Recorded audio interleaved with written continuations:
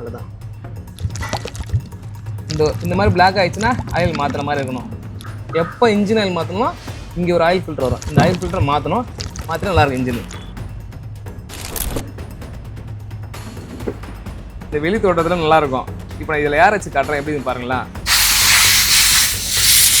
இவ்வளோ டஸ்ட் இருந்துச்சுன்னா நம்ம என்ன தான் க்ளீன் பண்ணி போட்டாலும் வண்டிக்கு பர்ஃபார்மன்ஸ் இருக்காது. இதை மாற்றினதுனால தான் உங்களுக்கு வந்து வெளியில் வர காற்றை இது உள்ளே வந்து இன்புட் ஆகி உங்களுக்கு ஃபியூலில் போகும்போது கிளியராக இருக்கும். வண்டி அடைக்காது, மைலேஜ் நல்லா வரும். வண்டி ஓட்டும் போது மிஸ்ஸிங் ஃபால்ட்டு எந்த ஃபால்ட்டு இது இல்லாமல் இருக்கும். இந்த கஸ்டமர் பாருங்களேன், செயின் பாருங்கள் லூப் பண்ணுறேன்னு சொல்லிட்டு வாரத்துக்கு ஒரு வாட்டி இருக்கிற ஸ்ப்ரேலாம் காலி பண்ணுது. இந்த மாதிரி ஸ்ப்ரே அடிக்கவே கூடாது.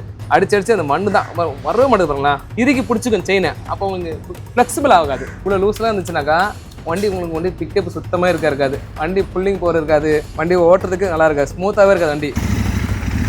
இந்த வண்டிக்கு உயிரான இந்த இசிஎம் தான். இந்த இசிஎம் எப்போ போகணும்னு சொல்ல முடியாது. ஆனால் போகாமல் வைக்கிறதுக்கு நம்ம என்னென்ன பண்ணணும்னு சொல்லிடுறேன்.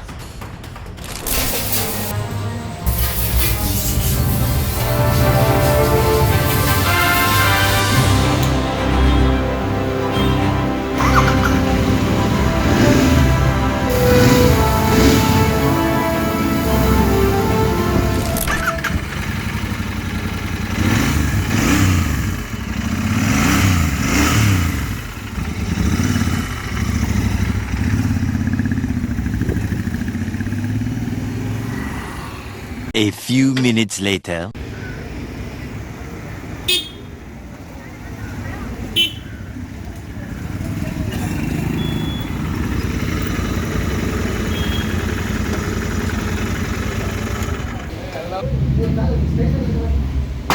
ஹாய், எல்லாருக்கும் வணக்கம். நம்ம கேரேஜுக்கு ஒரு வண்டி வந்துருக்குது. என்ன வண்டி பார்த்தீங்கன்னா கான்டினென்ட் ஜிடி.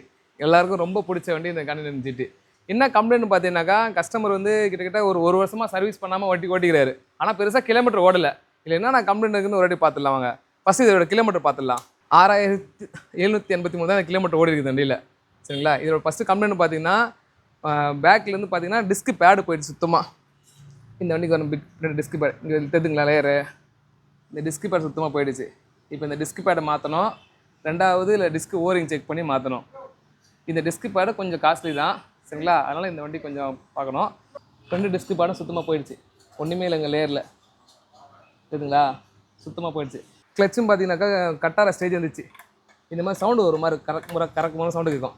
அந்த மாதிரி வந்தாவே நீங்கள் கேபிள் மாற்ற நல்லது. அதேமாதிரி இந்த ப்ளே எப்பவுமே அதிகமாக இவ்வளோ ப்ளே இருக்கக்கூடாது. லைட் ப்ளே தான் இருக்கணும். இதனால் என்ன ஆகும்னா உங்களுக்கு கீருக்கு வந்து ஹார்டாக விடும். இந்த மாதிரி ஃபுல் கிளச் இருந்ததுனாக்கா கீர் கொஞ்சம் ஸ்மூத்தாக விட ஆரம்பிச்சிடும். அடுத்தது பார்த்தீங்கன்னா இன்ஜின் ஆயில். எப்பயும் போல் இன்ஜின் ஆயில் மாற்றணும். இன்ஜின் ஆயில் லெவல்லாம் கரெக்டாக தான் இருக்குது. ஆனால் பார்த்தீங்கன்னா அதோட டென்சிட்டி போயிடுச்சு சுத்தமாக. ஒரு மாதிரி பிளாக் ஆகிடுச்சு பார்த்தீங்களா? அந்த மாதிரி ஆயிடுச்சுன்னா மாற்றிடும் அந்த ஆயிலை. ஃபஸ்ட்டு கேஃபரைசர் பார்த்தீங்கன்னா இந்த மாதிரி வரல. ஃபஸ்ட்டு 64 வந்துடுது. அது சிங்கிள் சீட்டு போட்டு அப்போல்லாம் வந்து ரேஸுக்கு தான் ஓட்டுவாங்க அந்த வண்டியை அதிகபட்சமே. அதுக்கப்புறம் தான் கொஞ்சம் கொஞ்சமாக தான் வண்டி அப்டேட் ஆகி இப்போ இந்த நிலைமைக்கு வந்து நிற்குது. இதுக்கு மேலே அப்டேட் வரும். ராயல் என்ஃபீல்டு சும்மா இருக்க மாட்டாங்க. வருஷத்துக்கு ஒரு அப்டேட் கொடுத்துட்டு தான் இருப்பாங்க ராயல் என்ஃபீல்டில். ஏன்னா ஒன்று இதில் மெக்கானிசம் தான் கொஞ்சம் கஷ்டப்படுற மாதிரி இருக்குது. அவங்க கொடுக்கறதெல்லாம் ஈஸியாக தான் இருக்குது. ஆனால் ஒவ்வொரு வேலை செய்யறதுக்கும் கொஞ்சம் கஷ்டமாக தான் இருக்குது. ரெண்டாவது பொறுமை வேணும் இந்த வண்டி வேலை செய்யணும்னா. மற்ற வண்டி மாதிரி கடகடலாம் பண்ண முடியாது. ஒவ்வொன்றுத்துக்கும் நம்ம பொறுமையாக எடுத்து நீட்டாக பண்ணி கொடுத்தா தான் சர்வீஸ் நல்லாயிருக்கும் அந்த வண்டிக்கெலாம். இந்த வண்டி பார்த்திங்கனாக்கா மெயினாக வந்து அதிகமாக யங்கர்ஸ் நிறைய பேர் வாங்குறாங்க. நிறைய சின்ன பசங்க நிறைய பேர் வாங்கி நல்லா வண்டி ஓட்டுறாங்க. ரெண்டாவது இந்த வண்டி லாங் ட்ரிப்புக்கு சூப்பர் வண்டி. கஷ்டப்படாமல் ஈஸியாக போகலாம் அந்த வண்டியில். அதேமாதிரி பார்த்திங்கன்னா வண்டி போகிறது சுத்தமாக தெரியாது. ஒரு 160 போனால் கூட அந்த ஒரு வைப்ரேஷனு அந்த ஒரு குளங்கள் எதுவுமே இல்லாமல் அவ்வளோ சூப்பராக அந்த வண்டி ஓட்டுறதுக்கு இருக்குது. ஆனால் ஒன்று கொஞ்சம் மெயின்டெனன்ஸும் கொஞ்சம் அதிகம் தான். மற்ற வண்டி இதில் கம்பேர் பண்ணோன்னா இது வந்து 650cc. சரிங்களா? இருக்கிறதுல 650cc கொடுத்துருக்குறாங்க. அதில் பவராக கொடுத்துருக்குறாங்க. அது இல்லாமல் இந்த இன்ஜின் அவ்வளோ ஒர்த்தாக கொடுத்துருக்காங்க ஃபஸ்ட்டு. அதனால தான் இது சக்ஸஸாக காரணமே. மற்ற இன்ஜின்லாம் பார்த்தீங்கன்னா அதரெல்லாம் பார்த்தீங்கன்னா கொஞ்ச நாள் அந்த இன்ஜின் போய்டும். ஏன்னா இந்த இன்ஜின் காலத்துக்கு போகுது. லட்சம் கிலோமீட்டர் ஓடினா கூட மறுபடியும் நம்ம ஓல்டு புல்லட் எப்படி ரீகண்டிஷன் பண்ணி போட்டோமா அதே மாதிரி ரீகண்டிஷன் பண்ணி நம்ம யூஸ் பண்ண ஆரம்பிச்சிடலாம். அவ்வளோ ஒர்த்தான இன்ஜின் இது. டிசைன் பண்ணாங்க அவ்வளோ சூப்பராக டிசைன் பண்ணியிருக்காங்க. அதனால தான் இவ்வளோ ராயல் என்ஃபீல்டு சக்ஸஸ் ஆகுது. ராயல் என்ஃபீல்டு கான்டினென்ட் ஜிடி ஆகுது. இன்னும் சில பேர் போனால் ஒரு சில கஸ்டமர்லாம் வண்டியே ஓட்ட தெரியாது. ஆனால் ஃபஸ்ட் டைம் இந்த இடத்தை ஓட்ட ஆரம்பிச்சிடுறாங்க. ஓட்டி இந்த வண்டியில் பழக ஆரம்பிச்சிடுறாங்க. அப்போல்லாம் பார்த்துங்க எந்தளவுக்கு ஒரு இந்த வண்டி மேலே அவருக்கு கிரேஸ் இருந்துன்னு பாருங்கள். ஒரு வண்டி பொதுவாக ஓட்ட தெரியும்னா என்ன பண்ணுவாங்க, சின்ன வண்டி ஓட்டுவாங்க, அப்புறம் பெரிய வண்டி ஓட்டுவாங்க, அதுக்கப்புறம் பெரிய வண்டி ஓட்டுவாங்க. ஆனால் ஒரு சில எனக்கு தெரிஞ்சு ஒரு சில பேர் இருக்கிறாங்க. அவர் என்ன பண்ண எடுத்தோடனே இவ்வளோ ஐஎஸ்சிசி வண்டி எடுத்து ஓட்ட கற்றுக்கினாரு. அதுவே இவ்வளோ பெரிய விஷயம்னா அப்போ எந்தளவுக்கு அவருக்கு இந்த வண்டி மேலே ஒரு கிரேஸ் இருந்திருக்கும். வண்டி வாங்க இந்த வண்டி தான் ஓட்டணும் அப்படின்னு ஒரு கிரேஸ் இருந்திருக்கும். அந்த மாதிரி தான் இந்த கான்டினென்ட் ஜிடியும். அதே மாதிரி இந்த கார்டு போடாதீங்க சரிங்களா. இந்த கார்டு போட்டிங்கன்னா போடும் போது நல்லாயிருக்கும். ஏன்னா இதில் கொடுக்குறது பார்த்தீங்கன்னா ஃபுல்லாக இரும்பாக கொடுக்குறாங்க. அதே மாதிரி இந்த போல் நட்டும் பார்த்தீங்கன்னா நார்மல் எம்எஸ் போல் தான் கொடுக்குறாங்க. இதே நீங்கள் கம்பெனியில் வாங்கி போட்டிங்கன்னா இது ஃபுல் அண்ட் ஃபுல் அலுமினியத்தில் வரும். ரஸ்ட்டே ஆகாது. நீங்கள் கழட்டி மாட்டுறதுக்கு ஈஸியாக இருக்கும் உங்களுக்கு. இது பாருங்கள், ஒரு போல்ட்டை ரொம்ப நேரமாக கழட்ட முடியல. ஏன்னா ஃபுல்லாக ரஸ்ட் ஆயிடுச்சு. ரஸ்ட் ஆயிடுச்சுன்னா கழட்ட முடியாது அவ்வளோ சீக்கிரத்தில். அதனால் முடிஞ்சளவு கம்பெனி தான் வாங்கி போடுறது நல்லாயிருக்கும். ரேட்டு கம்மியாக இருக்குன்னு சொல்லிட்டு மார்க்கெட்டில் வாங்கி போடாதீங்க, நல்லா இருக்காது.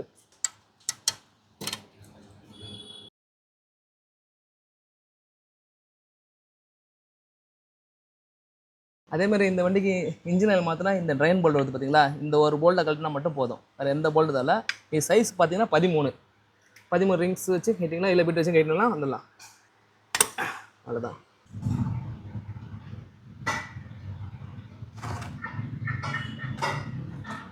அந்த டிஸ்பிளேல காமிச்சேன் பார்த்தீங்களா ஆயிலு, இந்த மாதிரி பிளாக் ஆயிடுச்சுன்னா ஆயில் மாற்றுற மாதிரி இருக்கணும் சரிங்களா. இது ஃபுல்லாக அந்த போல்டு ஃபுல்லாக ஒரு போல்டு மட்டும் கட்டினா போதும், வேறு எந்த போல்டு கழட்ட தேவையில்ல. கழட்டிட்டு ஃபுல்லாக ட்ரைன் பண்ணால் போதும். பண்ணிவிட்டு இங்கே ஒரு ஆயில் ஃபில்டர் வந்துடுங்க. இந்த ஆயில் ஃபில்டர் கழட்டணும். எப்போ இன்ஜின் ஆயில் மாற்றணும், இங்கே ஒரு ஆயில் ஃபில்டர் வரும். இந்த ஆயில் ஃபில்டரை மாற்றணும். மாற்றினா நல்லாயிருக்கும் இன்ஜின்.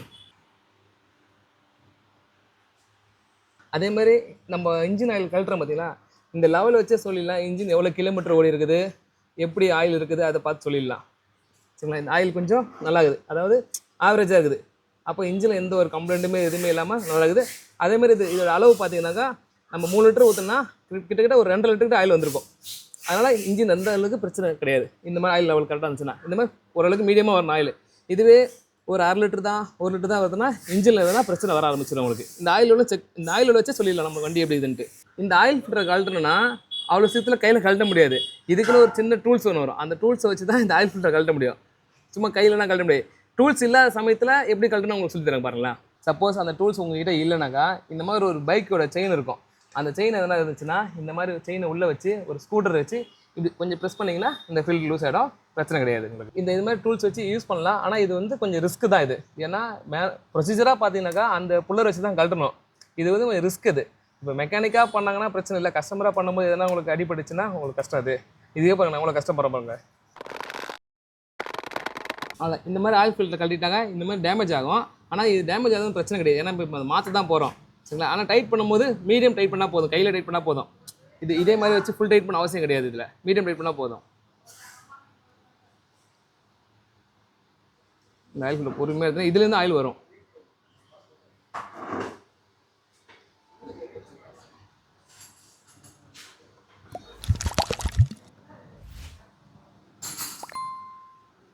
நான் முன்ன சொன்ன மாதிரி தான் இந்த வண்டி பெருசாக சர்வீஸே பண்ணலை. ஆனால் அதே மாதிரி கிலோமீட்டர் ஓடலை சரிங்களா. இதுதான் கிலோமீட்டர் ஓடிக்குது. அதனால தான் ஆயில் வந்து கொஞ்சம் பிளாக்காக இருக்குது. ஆனால் ஆயில் மாற்ற நல்லது தான். ஏன்னா கிட்டத்தட்ட 1 வருஷம் மேலே ஆச்சு சர்வீஸ் பண்ணி. அதனால் ஆயில் மாற்ற நல்லது தான். இந்த இது வந்து பொறுமையாக ஆயில் ட்ரைவ் பண்ணும். கிட்டத்தட்ட ஒரு 1/2 hour காலர் வந்துச்சுன்னா போதும். மறுபடியும் நம்ம ரீஃப் பண்ணி மறுபடியும் புது ஆயில் ஊற்றிக்கலாம்.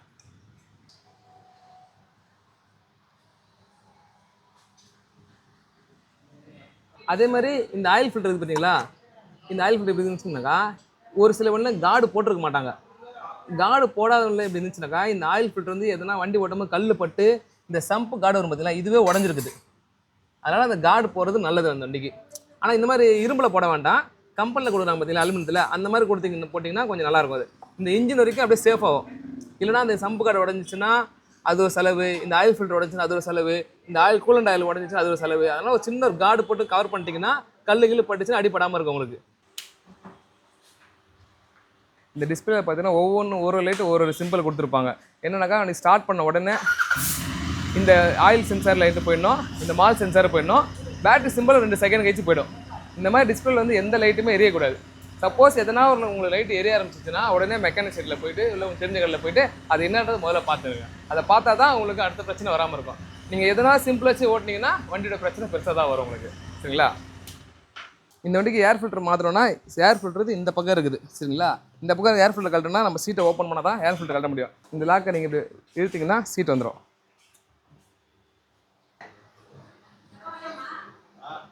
இந்த ஒரு போல்ல கட்டினா போதும். அப்பா ஓகே.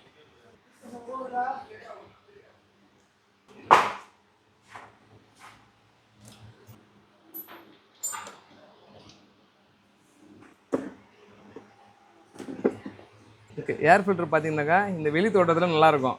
ஆனால் நீங்கள் உள்ளே பார்த்தீங்கன்னா அவ்வளோ டஸ்ட் இருக்கும். இப்போ நான் இதில் ஏர் வச்சு காட்டுறேன், எப்படி இருக்குன்னு பாருங்களேன். எவ்வளோ டஸ்ட். இப்போ நான் ஏர் டேரி எப்படி இருக்குன்னு பாருங்களேன்.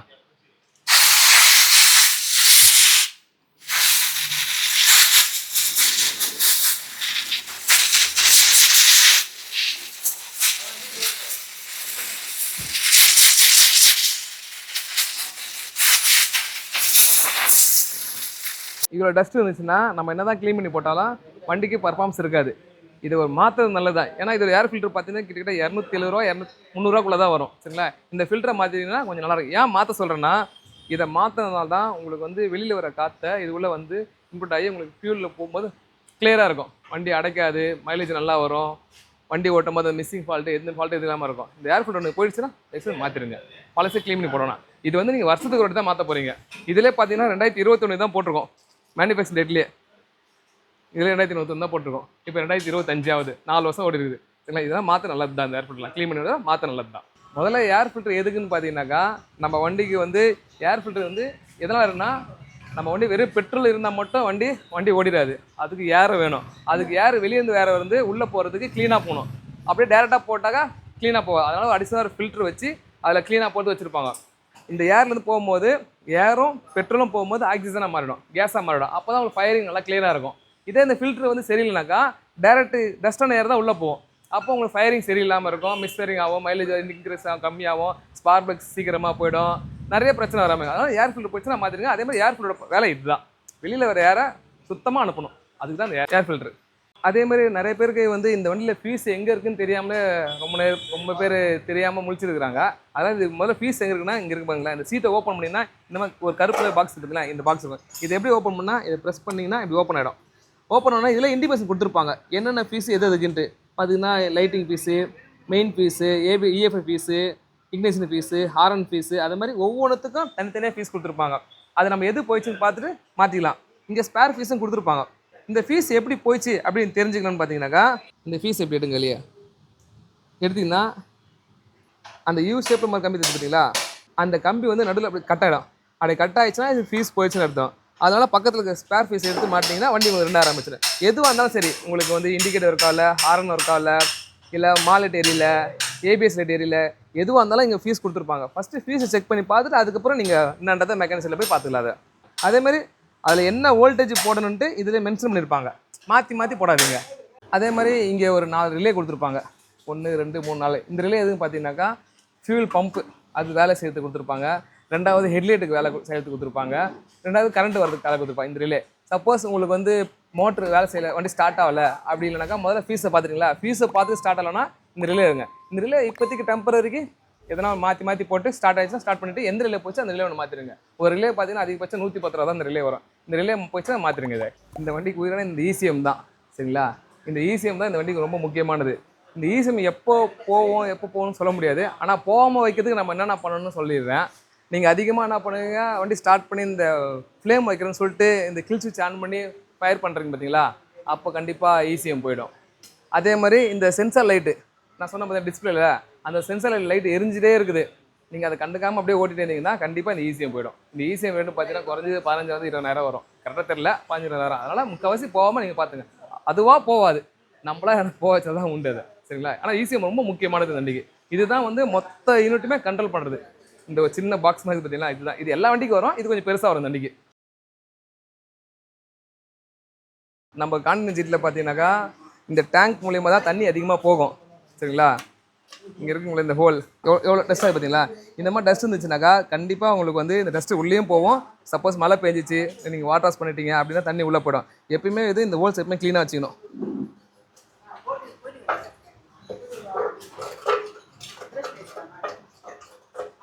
இதில் ஹோல்ஸ் எங்கே இருக்குன்னு தெரியாத அளவுக்கு டஸ்ட் இருக்குது. இந்த ஒர்க்கு பாருங்கள், இதுதான் அந்த ஹோல். எவ்வளோ ஃபுல்லாக பிளாக் ஆகிடுதுங்களா, இந்த மாதிரி பிளாக் ஆகிடுச்சுன்னா கண்டிப்பாக தண்ணி உள்ளே தான் போகும். அதனால் முடிஞ்ச அளவுக்கு இதை க்ளீனாக எப்பவுமே வச்சுக்கிறது நல்லது. இல்லை என்னால் க்ளீன் பண்ண முடியாது அப்படின்னா மழை டைமில் மட்டும் ஒரு டேங்க் ஒர்க் போட்டுருங்க, பெஸ்ட்டு. சரிங்களா? அதே மாதிரி டேங்க்கில் இந்த வண்டியில் ஃபுல் டேங்க் பண்ணாதீங்க. ஃபுல் டேங்க் பண்ணிங்கன்னா கண்டிப்பாக வண்டி ஸ்டார்ட் ஆகாது, ஏர் லாக் ஆகும், வண்டி அடைக்க ஆரம்பிக்கும். மினிமம் ஒரு 10 லிட்டர்லேருந்து 15 லிட்டர் வச்சுக்கலாம்.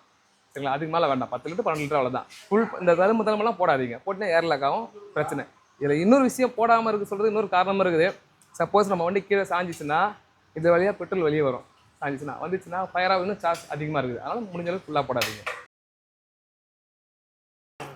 அதே மாதிரி உங்கள் வண்டி சப்போஸ் எல்லாமே கரெக்டாக தான் இருக்குது, எலக்ட்ரிக்கலில் டிஸ்பிளே கரெக்டாக இருக்குது, ஃபியூஸும் கரெக்டாக இருக்குது, அப்பயும் வண்டி மிஸ் ஆகிற மாதிரினா நம்ம வண்டி எக்ஸாஸ்ட் இருக்குது பார்த்தீங்களா, இந்த 2 எக்ஸாஸ்ட் பக்கம் ஸ்டார்ட் பண்ணிட்டு கை வச்சிங்கன்னா 2 பக்கமும் ஏர் கரெக்டாக வரணும். ஈவனாக 2 பக்கம் ஏர் வந்துச்சுன்னா வண்டி மிஸ் ஆகாது. சப்போஸ் ஒன்றுத்தில் ஏர் வந்து ஒன்றுத்தில் ஏர் வரணும்னா எந்த பக்கம் வரலையோ அந்த பக்கம் ஸ்பார்க் ப்ளக் மட்டும் போயிட்டுருக்கும். அந்த ஃப்ளக்கை மட்டும் மாற்றிங்கன்னா உங்களுக்கு அந்த அடைக்கிற ஃபால்ட்டு வராது உங்களுக்கு. நிறைய பேருக்கு இது என்னன்றது தெரியாமல் இருக்கும். இது எதுக்கு இப்படி கொடுத்துருக்காங்க, ஒரு சிலிண்டர் மாதிரி கொடுத்துருக்காங்களா, இது எதுக்கு தான் கொடுத்துருக்காங்க அப்படின்னு தெரியாமல் இருக்கும். ஆனால் இந்த ஒரு சின்ன காம்பவுண்ட் தான் இந்த மொத்தத்தையும் வேலை செய்ய வைக்கிறது. இது வந்து ஹைட்ராலிக் சஸ்பென்ஷன். இது மூலமா கேஸுக்கு ஆயில் இருக்கும். இது மூலமா தான் உங்களுக்கு மொத்த லோடு வேலை செஞ்சு சஸ்பென்ஷன் வேலை செய்யும். இது வந்து ஒரு சிலிண்டர், ஒரு பிஸ்டன் மாதிரி சொல்லலாம். நம்ம வண்டிக்கு எப்படி இன்ஜினில் ஒரு பிஸ்டனோ அதே மாதிரி இது ஒரு பிஸ்டன். இந்த சிலிண்டர்னால தான் இந்த சஸ்பென்ஷன் மொத்தமாக வேலை செய்யுது. அதனால தான் எல்லாரும் இப்படி வச்சுருப்பாங்க. ஏன் இப்படி திருப்பி போடலாமே, மற்றெல்லாம் இப்படி தானே இருக்குது, இதுலேயே இப்படி போடுறாங்க அப்படி கேட்கலாம். இந்த வண்டிக்கு இப்படி தான் போட்டாங்க. ஏன்னா இப்படி போட்டால் வண்டி ஆப்ஷன் கிடையாது, இடிக்க ஆரம்பிச்சுன்னா உல்ட்டா போடுறான். அதனால் எந்த ஒரு பிரச்சனையும் கிடையாது. அதே மாதிரி இந்த வண்டிக்கு இன்னும் முக்கியமான விஷயம் பார்த்தீங்கன்னா பேட்டரி. சரிங்களா? இந்த வண்டி இல்லை, பொதுவாக இப்போ வர BS6 எல்லா வண்டிக்குமே பேட்டரி இருந்தால் மட்டும் தான் வண்டி ஓடும். பர்டிகுலர் இந்த வண்டிக்கு பேட்டரி தான் வண்டி ஓடும். ஏன்னா கிக் ஸ்டார்ட் இருந்தால் கூட கிக் ஸ்டார்ட் பண்ணி ஓட்டிக்கலாம். இல்லை கிக் ஸ்டார்ட்டும் கிடையாது, பேட்டரி தான் இருக்குது. இந்த பேட்டரி இங்கே கொடுத்துருப்பாங்க. பேட்டரி பார்த்தீங்கன்னா 14 ஆம்ஸில் கொடுத்துருப்பாங்க. இந்த பேட்டரி இங்கே கொடுத்துருப்பாங்க. இதில் ஹியர் பார்த்தீங்கன்னா 2 வருஷம் நல்லா வரும். 2 வருஷம் ஆகிடுச்சா கண்ணை மூடிட்டு மாற்றிடுங்க. உங்களுக்கு அந்த பேட்டரி சிம்பிள் காட்டலை அப்படின்னா பிரச்சனை ஓட்டிடுங்க. ஆனால் 2 வருஷம் நான் மாற்றுறது நல்லது இந்த வண்டிக்கு. அப்போ தான் உங்களுக்கு வந்து அந்த மிஸ்ஸிங் ஃபால்ட்டு, அடைக்கிற ஃபால்ட்டு, வண்டி துத்துன்னு போகிறது எந்த ஃபால்ட்டு வராது. எலக்ட்ரிக்கில் எந்த ஃபால்ட்டும் போகாது. உடனே பீஸ் போகிறதா இருக்கட்டும், காயில் போகிறதா இருக்கட்டும், எதுவுமே போகாது உங்களுக்கு. இந்த பேட்டரினால தான். பேட்டரி மட்டும் கரெக்டாக செக் பண்ணி வச்சுட்டு போகிறது தான். அதேமாதிரி நிறைய பேருக்கு வந்து இந்த செயினை எப்படி லூப் பண்ணணும்னு தெரியாமல் வண்டி ஓட்டுனுக்குறாங்க. இந்த கஸ்டமர் பாருங்களேன், செயின் பாருங்கள் லூப் பண்ணுறேன்னு சொல்லிட்டு வாரத்துக்கு ஒரு வாட்டி இருக்கிற ஸ்ப்ரேலாம் காலி பண்ணுது. இந்த மாதிரி ஸ்ப்ரே அடிக்கவே கூடாது. இந்த மாதிரி ஸ்ப்ரே அடிச்சிங்கன்னா சீக்கிரமாக உங்களுக்கு செயின் ஸ்ப்ரே போயிடும். எப்படி லூப் அடிக்கணும்னாக்கா செயினில் வந்து நல்லா ப்ராப்பராக க்ளீன் பண்ணணும். சரிங்களா? நல்லா க்ளீன் பண்ணிவிட்டு நல்லா வேஸ்ட் தொடச்சிட்டு ஒரே ஸ்ப்ரே வாங்கிட்டு ஒரே ஒரு லேயர் இப்போ அடிக்க ஆரம்பிச்சிங்கன்னா, இங்கே அடிக்க ஆரம்பிச்சிங்கன்னா திருப்பி வந்து அந்த லேயர் வந்து முடியும் போது நிப்பாட்டிடணும். அதை விட்டுட்டு நம்மள்ட்ட தான் ஸ்ப்ரே இருக்குதுன்னு சொல்லிட்டு ஃபுல்லாக அடிச்சுட்டே இருந்தீங்கன்னாக்கா நீங்கள் வந்து செயினை நீங்கள் காப்பாற்றணும்னு நினச்சிட்டு நீங்கள் சீக்கிரமாக செயினை காலி பண்ணுறீங்க. அப்போ என்ன பண்ணணும், நீங்கள் செயின் ஸ்ப்ரே தான் மாற்றிடணும். செயின் ஸ்ப்ரேலாம் வேலை ஜாஸ்தி. இந்த 2500 3000 வரும். அதனால் ஸ்ப்ரே அடிக்கும்போது ஒரு அளவு தான், அதை தாண்டி அடிக்கூடாது. இருக்குதுன்னு சொல்லிட்டு நிறைய பேர் அடிக்காதீங்க. ஆனால் அடிக்கும்போது க்ளீன் பண்ணி அடிங்க. இந்த பாருங்க, இந்த கஸ்டமர் பாருங்களேன், அடிச்சு அந்த மண்ணு தான் வரவே மாட்டேது பாருங்களேன். இவ்வளோதான் இருந்துன்னா சீக்கிரமாக இருந்துன்னா இறுக்கி பிடிச்சிக்கும் செயினை. அப்போ உங்களுக்கு ஃப்ளெக்சிபிள் ஆகாது. அதுதான் மெயின் காரணம். நல்லா இறுக்கி பிடிச்சிச்சிங்களா, இப்போ ஒவ்வொரு ஃப்ளெக்சிபிள் ஆகாது. அப்போனா வேணால் சீக்கிரமாக வரைஞ்சி செயின் ஸ்பேட் சீக்கிரமாக போயிடும். அப்போ செயின் ஸ்பேட் மாற்ற வேண்டியதாங்க. ஆனால் கஸ்டமர் நினச்சாரு, சரி லூப் அடித்தா செயின் நல்லா இருக்குமே, லைஃப் வருமே அப்படின்னா. ஆனால் இப்போ இவர் அடித்தே லைஃப் போயிடுச்சு இந்த வண்டிக்கு. பார்த்துங்க, இந்த மாதிரி செயின் லூப் அதிகமாக அடிக்காதீங்க. அதே மாதிரி இது பண்ணலாம், செயினில் அவர் லூப் அடிச்சு செயினை ஃபுல்லாக லூஸ் பண்ண வச்சுருக்காரு. இவ்வளோ லூஸ்லாம் இருந்துச்சுனாக்கா உங்களுக்கு வண்டி பிக்கப் சுத்தமாக இருக்காது. வண்டி புல்லிங் போகிற இருக்காது, வண்டி ஓட்டுறதுக்கு நல்லா இருக்காது, ஸ்மூத்தாகவே இருக்காது. வண்டி எப்பயும் இவ்வளோ டைட்டாக இருக்கக்கூடாது, ஓரளவுக்கு தான் டைட் இருக்கணும். அது கிரவுண்ட்லேருந்து 25 mm இருக்கணும், அவ்வளோதான். இது பார்த்தீங்கன்னா ரொம்ப அடிக்கும். இப்படி அடிச்சுன்னா உங்களுக்கு சீக்கிரமாக செயின் ஸ்பேட் போடும். இந்த மாதிரி செயின் லூஸ் வச்சிங்கன்னா செயின் சீக்கிரமாக போடும். இவ்வளோ லூஸாக இருக்கக்கூடாது, கரெக்டாக இவ்வளோ தான் இருக்கணும். இவ்வளோ லூஸாக இருக்கக்கூடாது.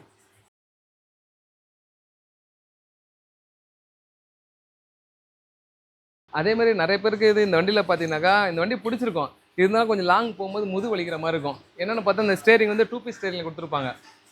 சப்போஸ் உங்களுக்கு இந்த கொஞ்சம் ஸ்டேரிங் மாற்றிக்கிட்டு போடலாம்.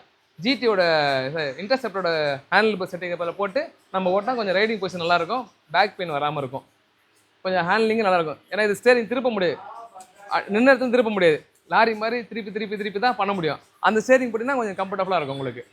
ரெண்டாவது பிரேக்கு உங்களுக்கு இதை கொஞ்சம் தள்ளி வச்சுக்கலாம். அது கொஞ்சம் இருக்குது, மோட்டர் டார்க்கில் ஒரு பிராண்ட் இருக்குது, அது தள்ளி வச்சுன்னா இங்கே பிரேக் நல்லா ஷார்ப்பாக பிடிக்க ஆரம்பிச்சிடும் உங்களுக்கு.